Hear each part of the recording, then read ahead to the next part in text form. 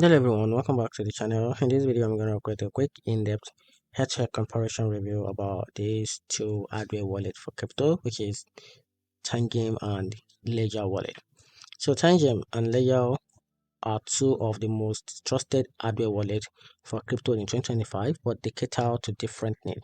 Tangem offer a sleek card-shaped design that's mobile-friendly, NFTs enabled, and extremely easy to set up, making it perfect for beginners who want security without complexity.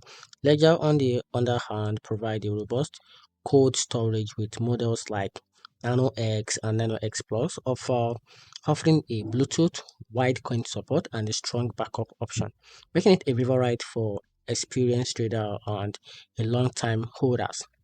So if you want a simple, affordable, and a friendly, beginner-friendly wallet, Tangame is great pick. But if you need advanced feature, deep coin support, and a proven long-term security, Ledger remains the gold standard. But keep your assets safe. It just depends on the styles and your need. And that's it. Hope you find the video helpful. If you did, turn on the notification button and subscribe for more. Thanks.